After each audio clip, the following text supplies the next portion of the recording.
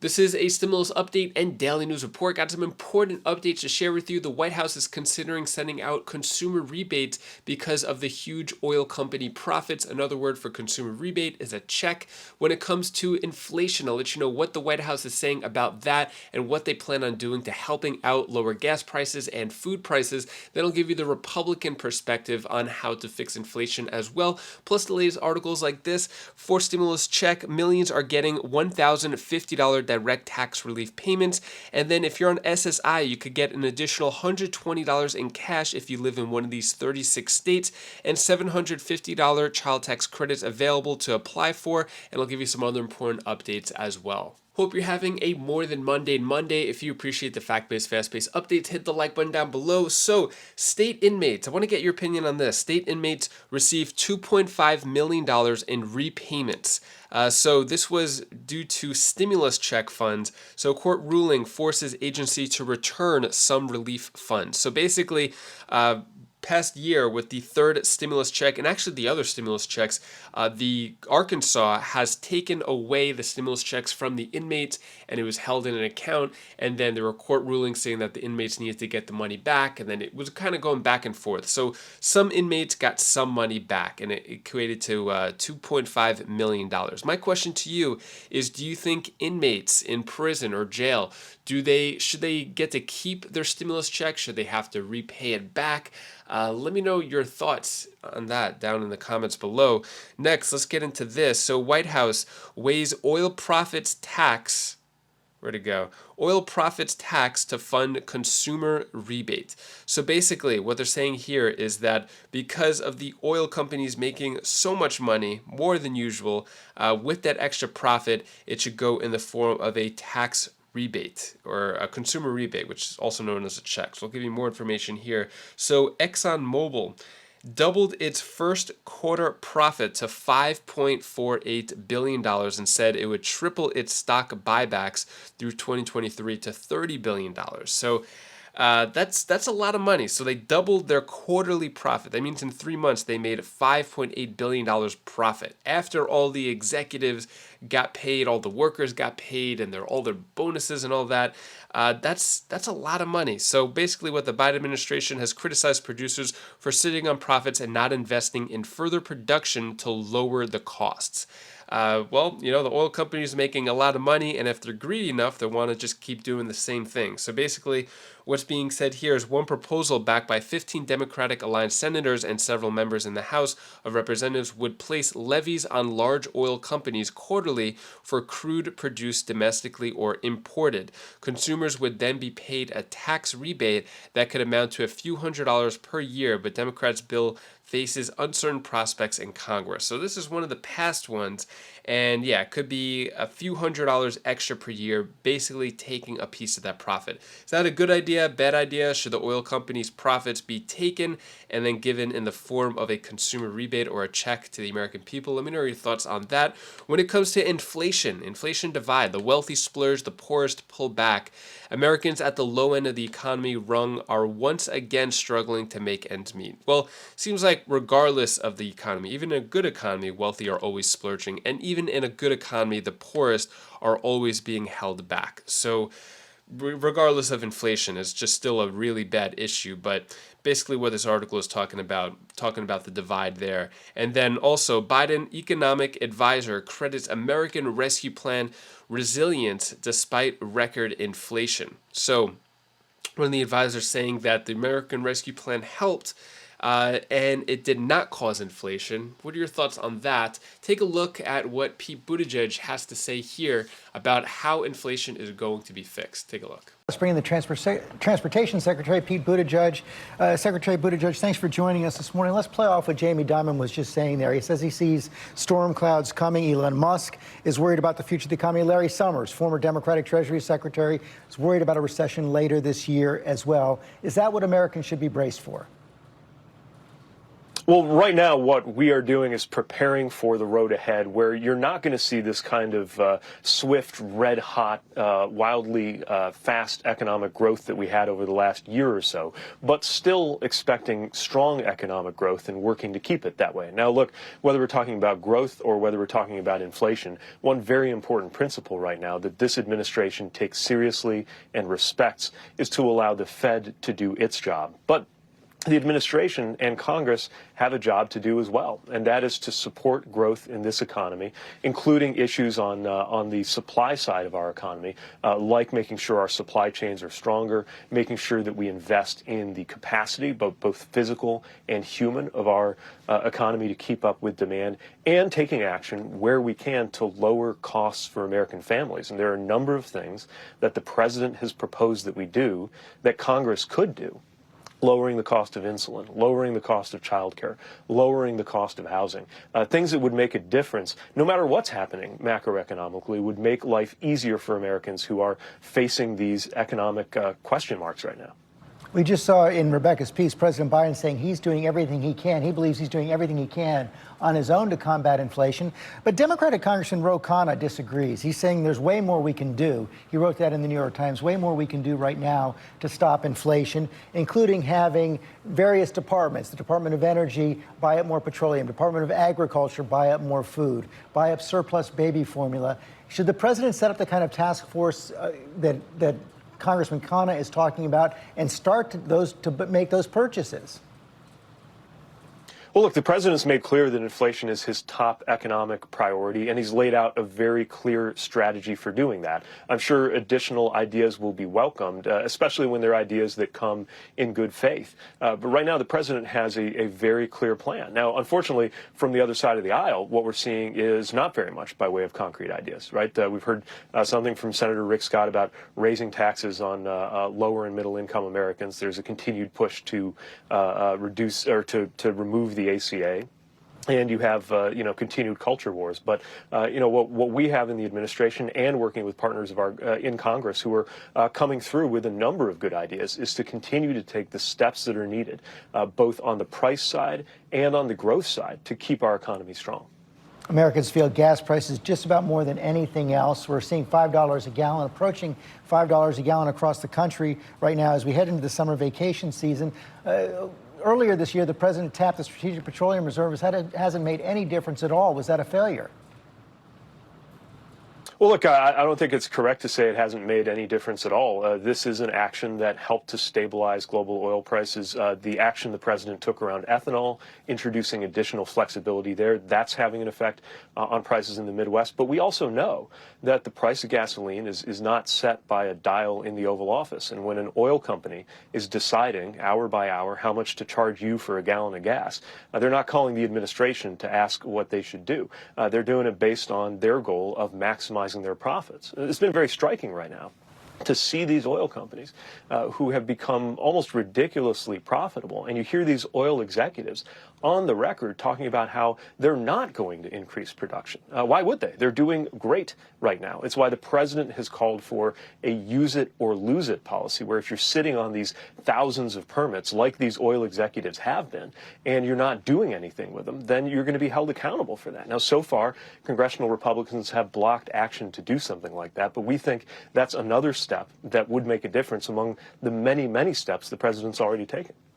You're a veteran of the presidential campaign trail. What's your advice to Democrats who are facing the voters this year in the face of those high prices?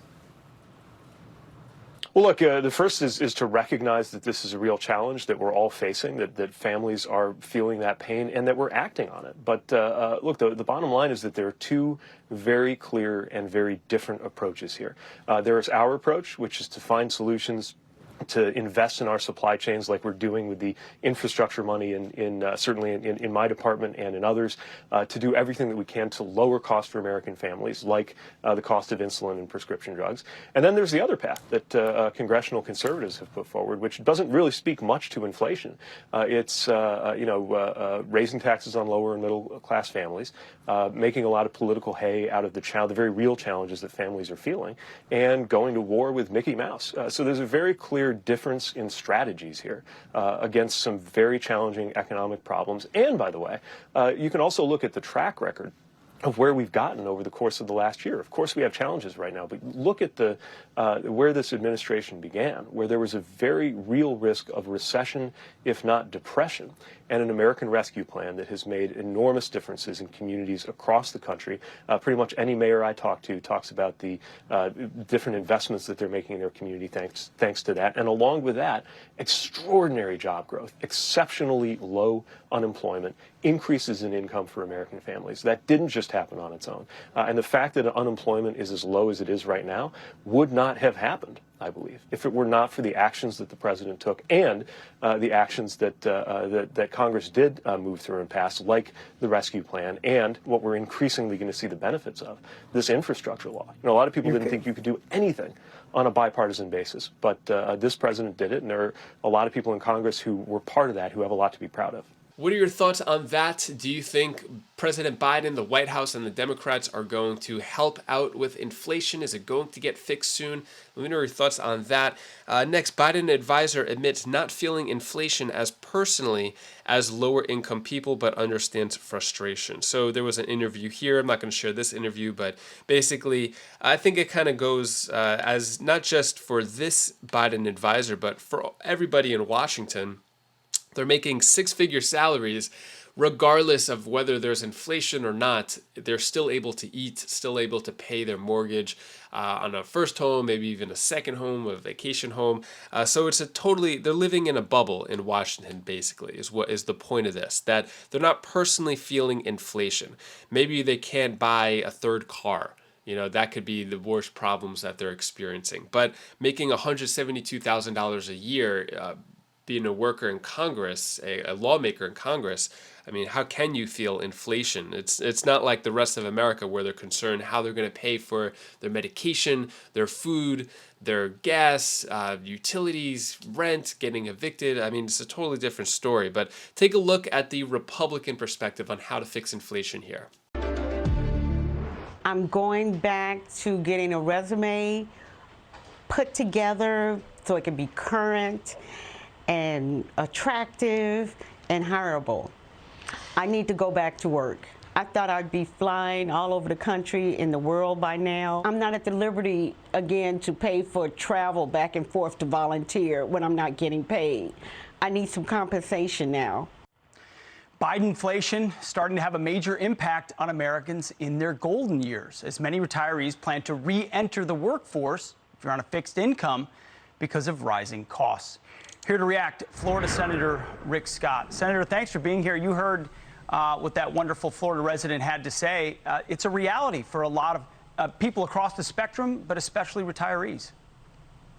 Yeah. Well, first, happy birthday, Pete. No, thank you, sir. I mean, think about this. We got Biden at the beach, and then we got people that moved to Florida to enjoy the beach are going back to work. You can't make this stuff up. Biden doesn't care. He has no plan. Think about this. Biden's a rich kid that is basically his entire life has been paid for with your tax dollars, has no idea how to deal with inflation, has no plan to deal with inflation. All he does is blame everybody else, including Putin, for his inflation. Well, here's what he needs to do. We've got to balance our budget. We've got to reduce the size of government. Think about it. Since Biden got elected as U.S. Senator, I think the cost of living in this country is up six-fold, and the debt has gone from less than $500 billion to $30 trillion of debt, all with Biden's policies. He's been part of the game that is bankrupting this country. We've got to reduce taxes, reduce fees, reduce the size of federal government. We've got to streamline the permitting. We've got to reduce regulation. We've got to be energy independent. And we just constantly have to balance our budget and drive it down. I did this as governor. I did this as a business person. People have to do it all over this country every day in their families. I went and filled up my car yesterday. It was $100 to fill up my car yesterday. How many families can afford this? I mean, people are going back to food banks that have never been to food banks. I mean, they're have to go back and not retire and get a second job. People are taking second jobs just to make ends meet. This is wrong, and the Biden administration has no idea how to fix it. No, you're right. The pain is real. The White House is issuing memos that point fingers at other issues as opposed to proposing solutions. Let's say, hypothetically, you're a part of a Republican majority in November of 2022. there's still a veto block inside the White House. What could you say to voters who are looking for any sort of a solution or accountability on the plethora of things facing them? Well, the Congress is the one that's supposed to pass the budget, right? So if we're the majority, we ought to pass a balanced budget. We ought to say we're not increasing the debt of this country anymore. We're going to say we can pass legislation that's going to streamline permitting, reduce regulation. We're going to pass legislation that's going to make us energy independent. Now, Biden can go veto these things if that's what he chooses to do. But we can go put these things up, vote on them. We know what you have to do. Every family does it. Every business does it. Our government has to do it. We can't just continue to just drive up the size of the federal government and state governments and local governments and believe we're going to get inflation down.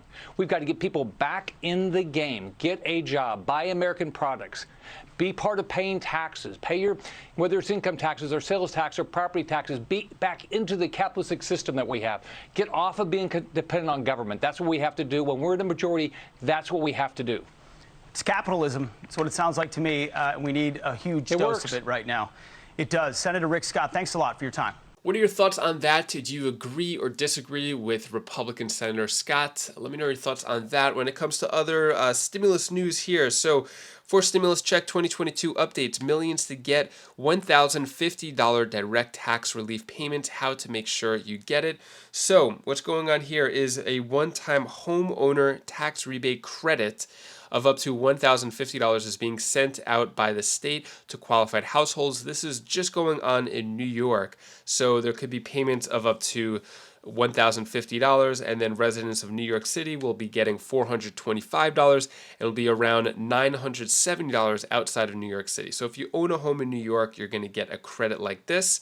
And then next, Social Security Supplemental Income 2022, full list of states giving out up to $120 in cash is yours on the list. So basically, some states in the U.S. are providing additional aid to Social Security income payments, SSI. So in addition to the federal monthly SSI payments, 36 states administer their own supplemental benefits. So unless the first of the month comes on a weekend or public holiday, these supplements are normally sent out at the same time as the federal payment. So you're going to, if you are in one of these 36 states and on SSI, you're going to get this additional payment at the same time that you get your normal payment. So the amounts vary by state, but in New York, individuals can receive up to $87 per month more, excuse me, on top of their normal payment, or $104 for couples, while Alabama couples can receive a rise of $120. So